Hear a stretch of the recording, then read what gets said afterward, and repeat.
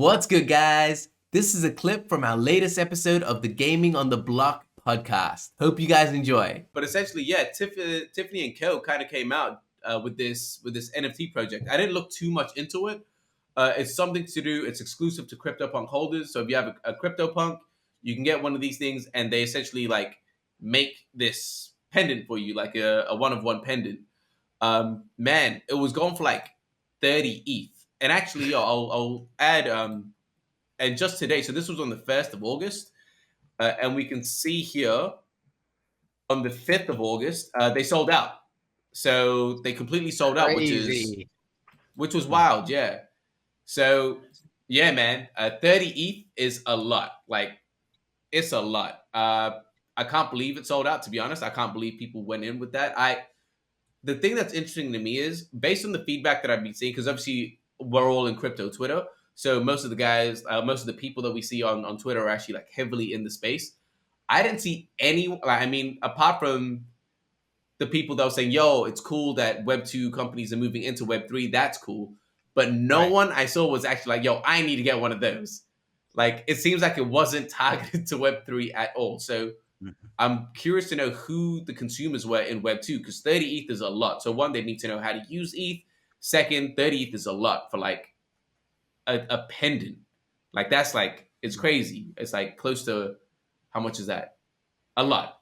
I'm not even going to do the math. I'm not going to do the math on camera. It's a lot. It's about 50,000 US. Yeah. But so it's interesting. Like there's that. And there's also just on like a couple of days difference as well. Starbucks kind of came out saying that they're going to start integrating their rewards program with NFTs as well. So that one I'm a bit more bullish on, but yo, I'll throw it to you. Yeah, I'll throw it to you. But what do you think about the whole Tiffany minting this and everything that kind of went down? Yeah. As like, because we guys talked throughout the week, right, and like prepared this podcast, and as you guys brought that up, I'm like, what the heck? This is odd. Like, first of all, I didn't know what Tiffany and Co is because I don't know if we have them here in Sweden or not. But and their jewelry, and I'm not that big on jewelry. But I read, I'm like, that's odd. Like, obviously, it's not their ideal customer. Like Web3 people and NFT people like should not be their ideal customer, unless they're targeting the rich husbands. But so I thought it was odd. And then you just brought it up, like they actually sold out. I'm like, huh. And you brought another point up as well, which is really good. It's like actually Web2 companies that are doing this. It's like, I don't know, like you said, like I don't know who these people are who bought it. I haven't seen anything about it myself, but it seems like Web2 people are jumping on and buying this. They must have a really strong fan base, really. So it's cool to see. It's shocking to me, but it's cool to see. Andy, what do you think?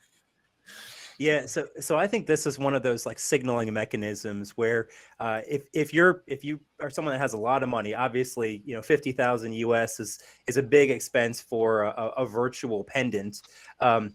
This is an opportunity for you to say both A, I'm rich, and B, I'm also knowledgeable to some extent about Web3, right? So I think it's a signaling mechanism, and frankly, I don't know that it's that different than many Web2 luxury brands. Whether you're buying Gucci or Prada or a Lamborghini or BMW or whatever, like any Web2 brand.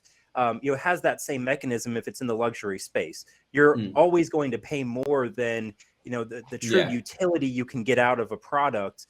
And so I think this is an interesting foray of just the next of many Web2 companies that are moving into Web3 to try and capture some of the space. Obviously, Tiffany, the true dollar value, it's not that much money in terms of sales for it, for a company that size. My suspicion is it's more of a, kind of a dip the toe in the water approach to moving into Web3. And so this is what I'm curious for you guys' take on, especially as it comes to gaming. We talked a little last week about, how Minecraft is pretty resistant and Microsoft to NFTs in the gaming space. But by the same token, we've seen a lot of Web2 gaming companies that are just kind of, again, dipping a toe in the water, trying some things out here and there to see, what their user bases want. How do you think Web2 gaming companies are going to be approaching Web3 over the next, let's say, 5 to 10 years? Yeah.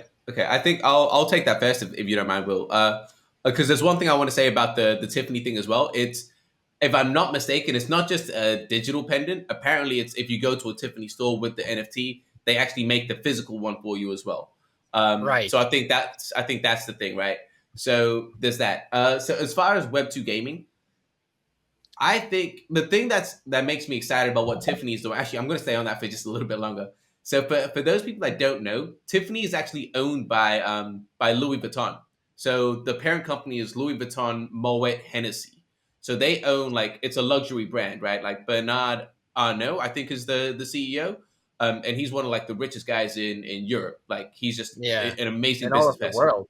in the world. Yeah. Yeah, Bernard Arnault is incredible. So he owns, like, a lot. Like, his whole thing is luxury brands, and we know how people they go crazy. Like, average middle class people go crazy for the luxury stuff that they can't actually afford. So I think having them starting to get into the Web3 space, it kind of solidifies it as, oh, it's just not what these crypto nerds are into. Like, oh Yeah. man, the brands that I'm looking at are actually into it as well. So I think that's going to have a massive part in onboarding, or not onboarding, but at least giving what's the word when people exposure. Sorry guys, my Yeah, vocabulary in China. exactly. I And talk it to kids shows, most of the time, so my vocabulary is a bit limited at times. Yeah, exposure. But yeah, well, what were you gonna say?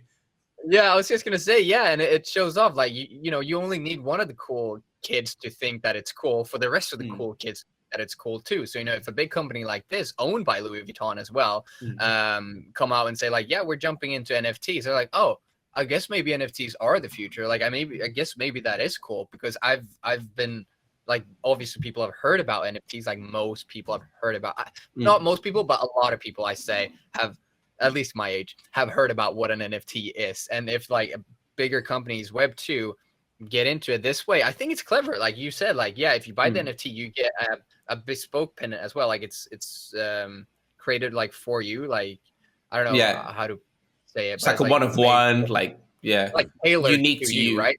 Yeah. Exactly. It's a non-fungible. It's It's a non-fungible pendant, essentially, right? Yeah. That's what it is. Yeah. Yeah. It's a pretty clever way to get people in. Like, buy the NFT and you get this in real life, and maybe they even like get a discount on like the thing what it would cost. You know, just to get them in the door. I think it's pretty cool.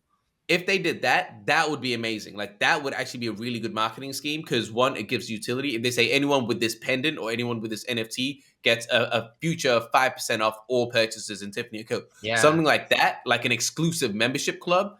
And that's actually where I'm going to go. Sorry, Annie, I'll throw it back to you as well. But that's where I want to go into the whole Starbucks thing as well.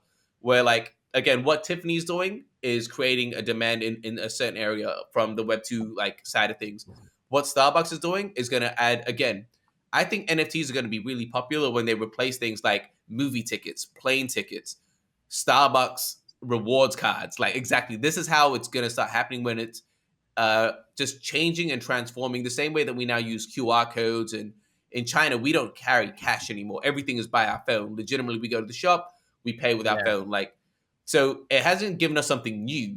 It's just changed what we're already doing. It changes how. So I think things like that with what Starbucks is doing, that's what I'm actually really excited for in regards to NFT and onboarding, because that's what's really going to onboard people compared to what I think what Starbucks is doing has a high probability of onboarding people.